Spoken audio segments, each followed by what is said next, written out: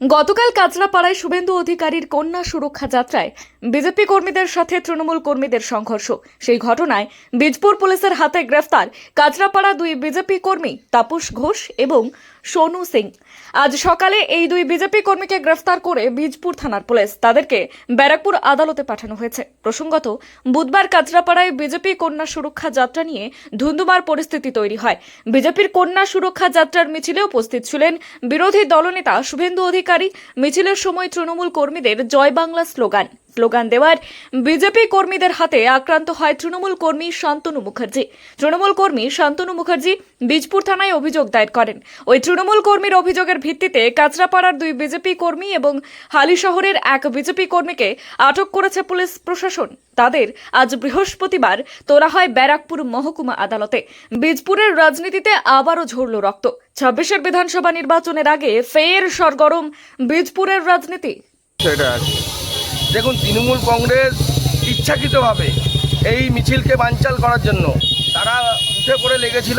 আপনারা দেখতে পেরেছেন, আপনাদের মারফতে আমরা অনেক কিছু দেখেছি, ডিজে বাজিয়েছে, স্লোগান দিয়েছে, কিন্তু এতটা উত্তপ্ত করার কোনো প্রয়োজন আমার মনে হয় ছিল না। কারণ একজন বিরোধী দলনেতা তার যে প্রোটোকল থাকে সেই প্রোটোকলের মধ্যে তারা মনে করেছে যে পয়েন্ট পাওয়ার জন্য, তৃণমূল কংগ্রেসের নেতাদের কাছে পয়েন্ট পাওয়ার জন্য যে তারা শুভেন্দু অধিকারীকে গো ব্যাক স্লোগান, কালো পতাকা, তারপর হলো আপনার জয় বাংলা স্লোগান, এগুলো করার চেষ্টা করেছে। তো সেখানে তারা উত্তপ্ত করেছে, তারা নিজেরাই মারপিট করার প্ল্যানে ছিল এবং হাতাহাতি হয়েছে।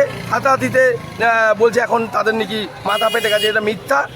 পুলিশ তৃণমূল কংগ্রেসের পুরো নেতৃত্বে দলদাস হয়ে আমাদের দুইজন নেতৃত্বকে, এক তাপস ঘোষ ও সোনু সিংকে মিথ্যা মামলায় অ্যারেস্ট করেছে। এবং আপনারা জানেন যে বিজেপিকে যেইভাবে কালকের থেকে এবং তার আগের দিন থেকে যেইভাবে হ্যাকেল করার চেষ্টা করছিল, কিন্তু আমরা সেই প্রোগ্রামকে সাকসেস করার জন্য তারা ভয় পেয়ে গেছে। এই ভয়ে আমাদের কর্মীদের মিথ্যা মামলা দিচ্ছে। কিন্তু তাদের অভিযোগ যে আপনারা বলে তাদের ঢিল মেরেছেন। তৃণমূল কংগ্রেসের কর্মীরা ওখানে কি করতে উপস্থিত ছিল, তাদের স্লোগান কেন দেওয়া হচ্ছিল, এইটা আগে তৃণমূল কংগ্রেস সর্বপ্রথম জবাব দিক। তৃণমূল কংগ্রেস তো থাকার কথা না ওখানে। একটা সাধারণ মিছিল হচ্ছে, সেই মিছিলে স্বতঃস্ফূর্তভাবে সাধারণ জনগণ বেরিয়ে এসছে, সেখানে বিশৃঙ্খলা করার চেষ্টা করছে। এটা তৃণমূল কংগ্রেসের একদম একটা চক্রান্ত।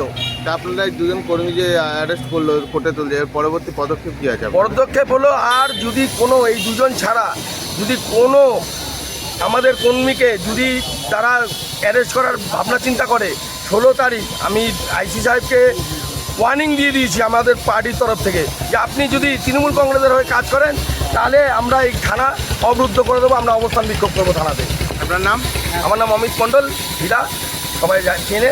আমি কাঁচরাপাড়া বীজপুর মণ্ডল 1-এর মণ্ডল সভাপতি।